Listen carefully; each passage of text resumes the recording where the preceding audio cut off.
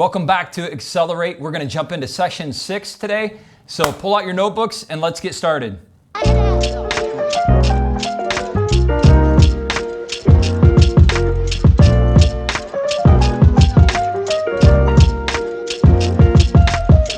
session that we're going to talk about today is the power principle of excellence. You ever been somewhere and it was just off the charts as far as like excellence, the beauty, maybe it was vacation or maybe it was a restaurant and just the quality of the service, the quality of the food, just everything was done with quality and excellence.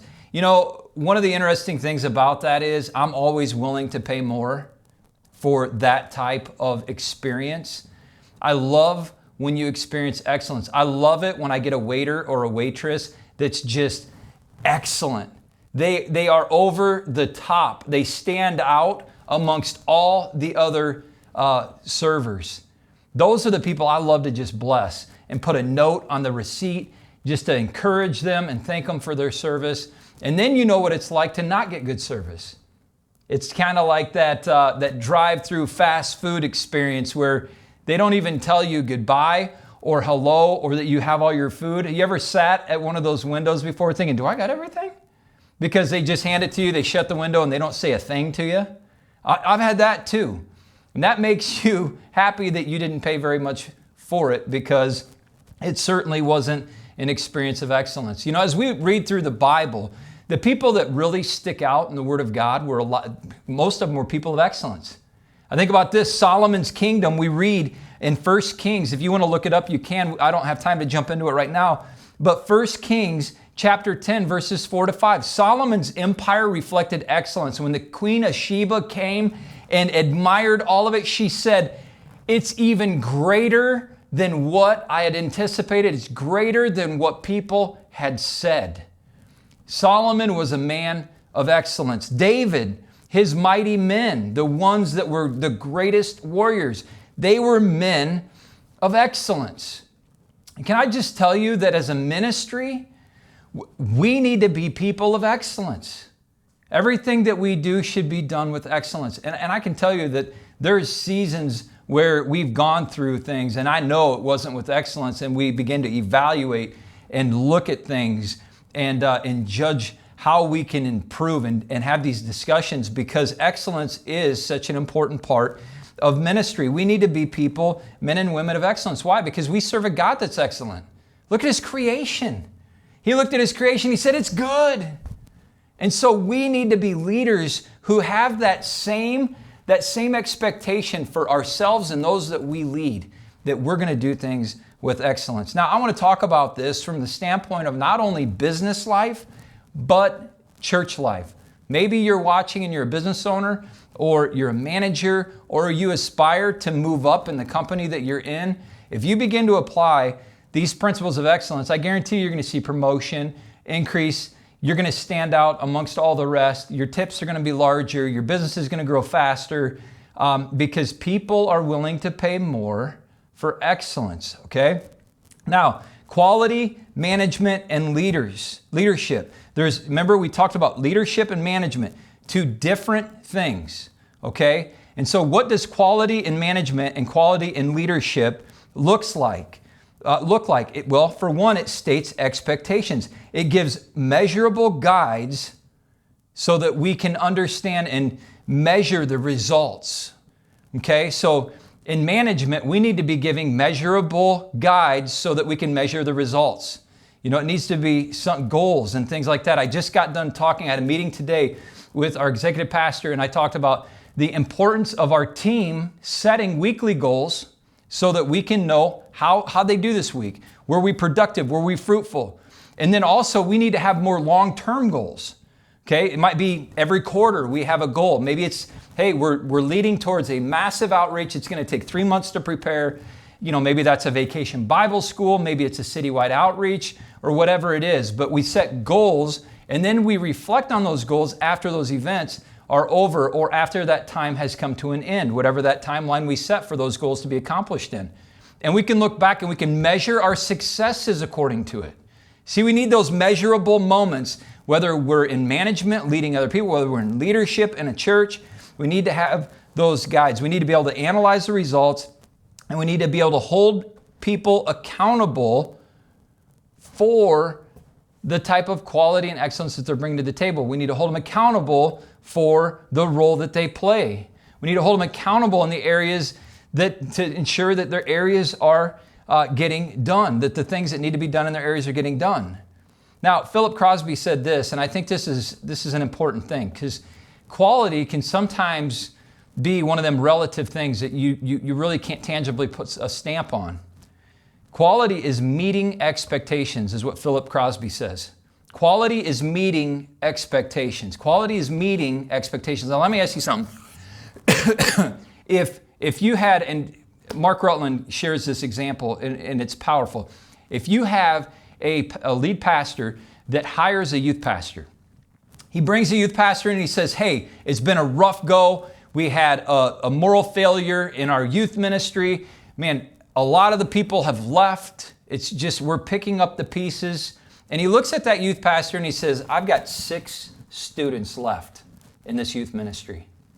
I'm bringing you on because I want you to care for them 6 students. And quality to me is at the end of a year, those 6 students have experienced restoration, healing, they've rebuilt trust. That is the win for our ministry, okay? Now, after a year, let's say that pastor pulls the youth minister back in and he says, let's evaluate how good of quality you brought to the ministry. Remember, the expectations I set was that these 6 students would be healed, restored, and regathered trust.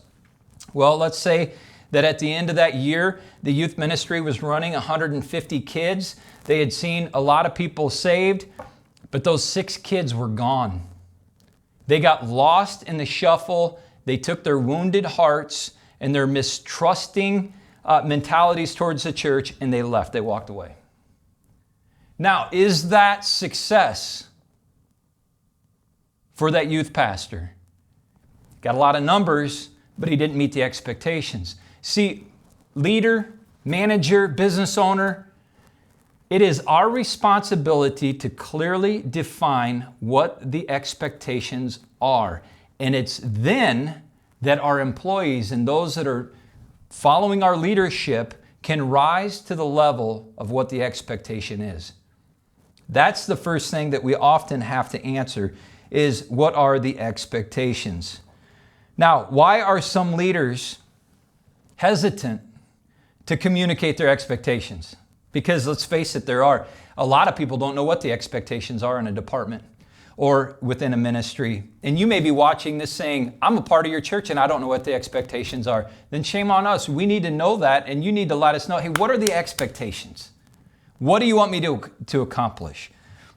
Here's some of the reasons that people don't set out expectations. First thing is fear. Maybe they have fear. Maybe they don't even know what the expectations are themselves. And so out of fear, they don't communicate them to those that they're leading. They have to hold people accountable. That could be part of the fear, that once you've established expectations, now we got to hold people accountable. And when they're not doing what we've asked them to do, even on a volunteer basis, there still has to be accountability. And some leaders and managers fear that confrontation. Sometimes the job description is different than the expectations. I specifically know leaders that never gave job descriptions because they wanted their employees to be fluid. What does that mean? It means if I set a job description and I tell you, hey, this is your responsibility and your role here, now I can't tell you, hey, I need you to do this over here, without some kind of pushback or maybe confusion, like, well, I thought you hired me to be the camera guy, and now you're telling me that I need to be preaching on Sunday. I want to be behind the scenes. This is the expectation you set for me. Now you're changing it on me, and I don't feel comfortable. Do you see how that happens? And that happens all the time in the corporate world and out there in our occupations oftentimes. We think our job is this, and then it morphs into this. And oftentimes we don't feel comfortable or we don't feel equipped. Now, stretching ourselves isn't a bad thing.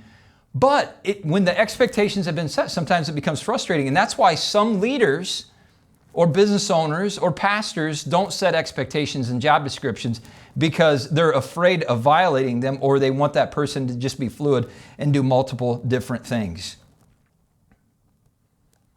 I think about the question of what is excellence? What is excellence? The process of visiting, here's the definition, the process of visiting and restating the expectations upward. So what is excellence? Excellence is when we visit and restate what the expectations are and we push them upwards. You know, I think about Chick-fil-A, and it's like, okay, so this is a business that's, you know, out on the East Coast, down south.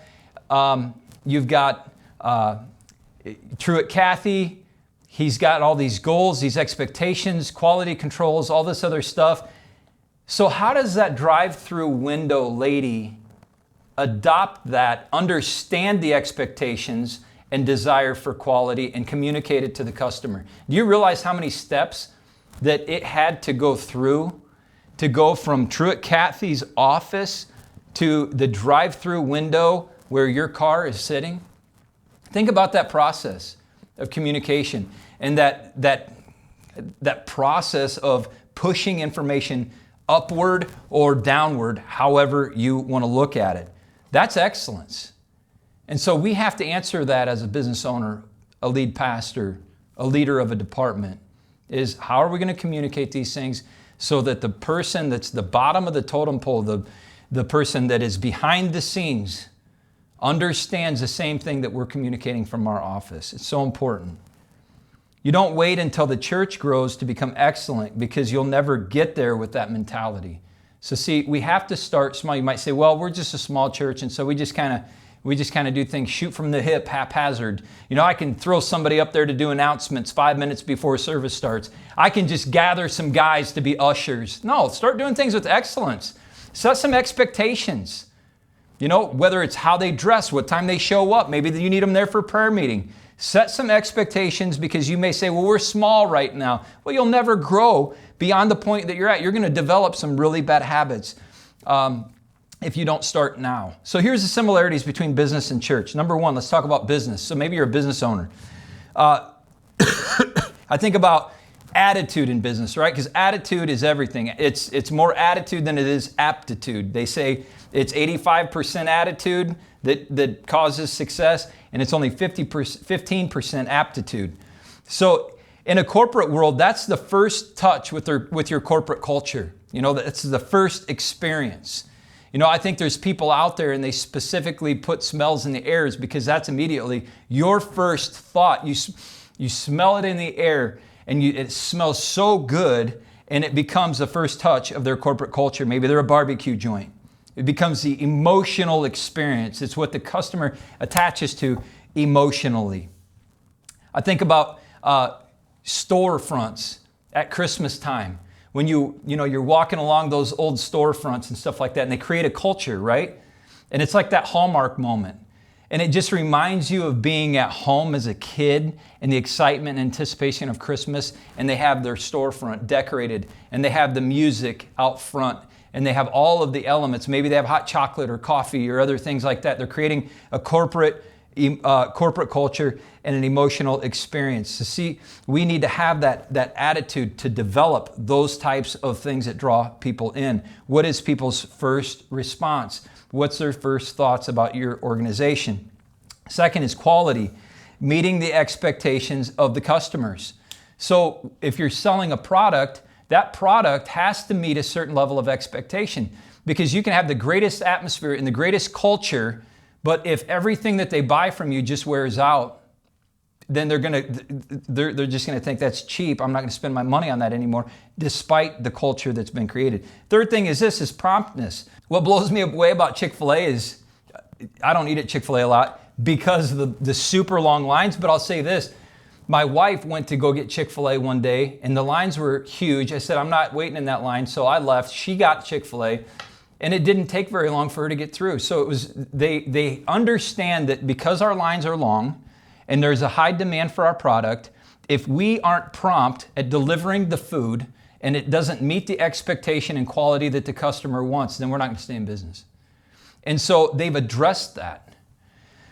I remember when we were doing our check-in system down here, I would come down and every time it seemed like I didn't understand how it worked. And I kept working with our children's ministry team on, hey, how can we make this just so simple and just easy to expedite so that we don't have long lines, there's not long waits for this. It needs to be self-explanatory.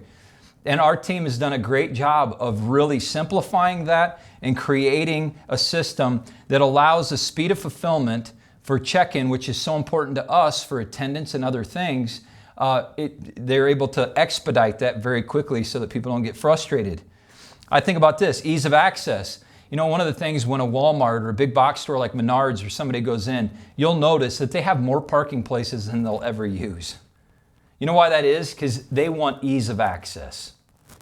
Our church is one of those churches that doesn't have ease of access. We sit on a one-way out here on 19th Street.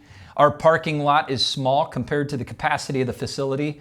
And so we have to overcome those odds. We have to overcome those things with other things like parking lot attendants, helping people direct traffic flow as people are coming in so that the frustration levels are lower. I think about the communication. And this is one. How do we communicate what's going on in our business or the sales or the specials? What's our website like? Is it easy to navigate? If you're selling stuff on your website, is it easy to check out? What kind of things are you doing like that? So ease of access in a business for this excellence, to be excellent, is so important. And here's another one for you. Post-sales warranty and service.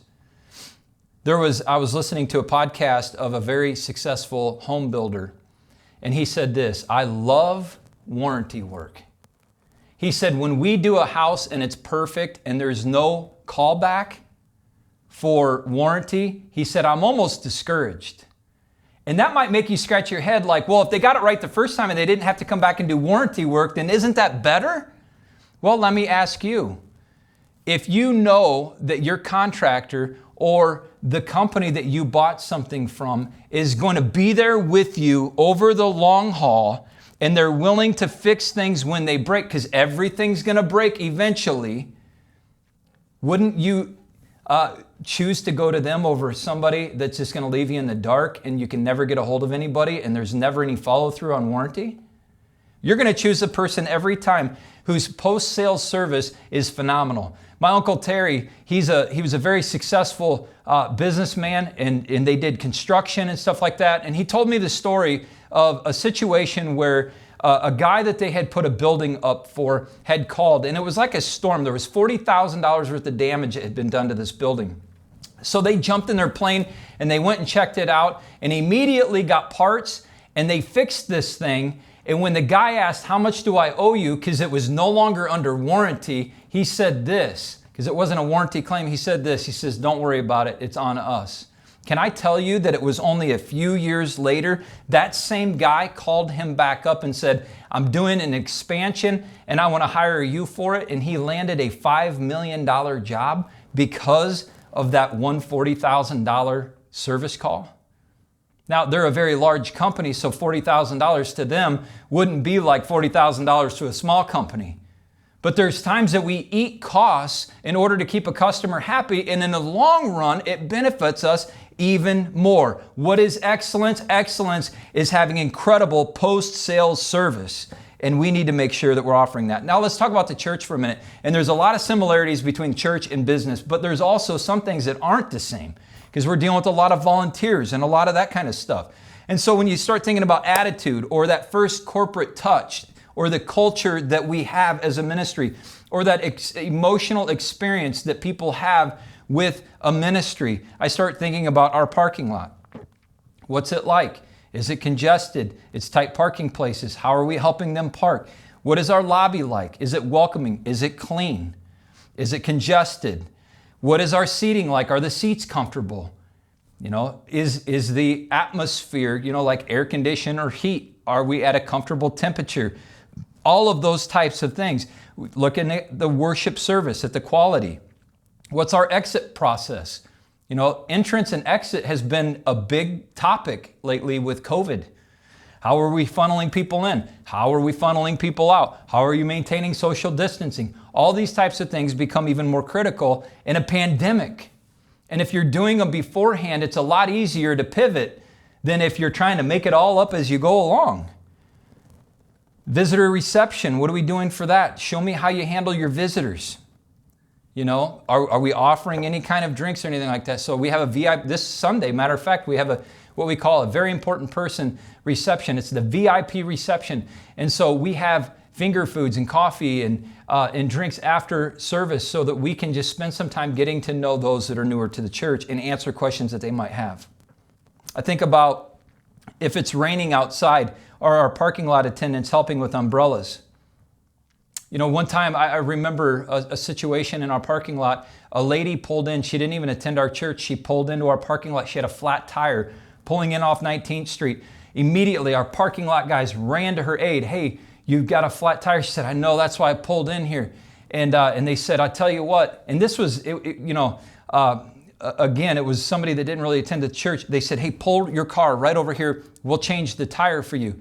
Well, she didn't end up having a spare. The tire was destroyed. And so they said, why don't you go in and enjoy the service, and when you come out, everything will be fixed. Our parking lot attendants were fighting over who got to pay for the new tire. They took the tire off, ran it down to the tire shop, had a new tire installed, brought it back, installed the tire, and before church was out, her car was fixed. Now that is excellence. That is excellence. That creates a whole perspective of a ministry in someone's eyes. Every time they drive by, they're going to think, I remember the day they served me with excellence. Think about childcare and kids ministry. Think about follow-up. Think about connecting points or times of crisis when there's loss, when somebody passes away. I think about, life ceremonies like baptism, weddings, things of that nature. How are we serving our people with excellence? These are all key things that we have to answer in order to maintain that excellence as a ministry. And they need to be measurable so that we can look back on them, so that we can calculate how successful we were. After every event, we talk about that in our staff meetings. We begin to discuss, hey, did it meet the expectations? Did it meet the goal? You know, we have a goal and a purpose for doing everything that we do. So did it fulfill that? And if it didn't, maybe we need to reevaluate, pivot, do something different. But I want to encourage you with this. Matthew 5:41. We need to be leaders who are committed to going the extra mile. We might not think anybody will ever notice us picking up that paper or changing that tire for the lady that's pulling in, but the reality is God sees it. And if we're not excellent for anybody else but God, then it's worth being excellent for Him.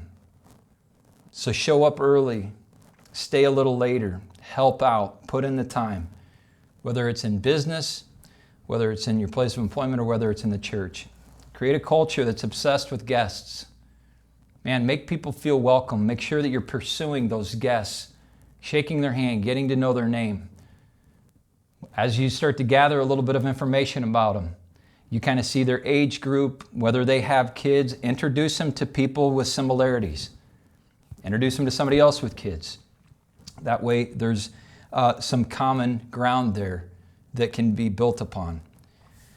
And lastly is have a thirst for better, not bigger. And that is definitely the Chick-fil-A model. We need to focus on getting better before we ever focus on getting bigger. I'd love to hear your comments. So if you'd like to comment below, whether you're watching on YouTube or our website or on Facebook or another platform, you can contact us through email as well. I'd love to hear your comments, your encouraging words, or even your challenges in areas that we might be missing it, because we know as an organization we're not perfect, but we are striving and pursuing excellence in multiple ways. And we hope to become better every week. So I hope you as a leader will take these same principles, apply them to your life, and choose to become excellent and do things with quality and choose to become better every single week as well. God bless you. We love you.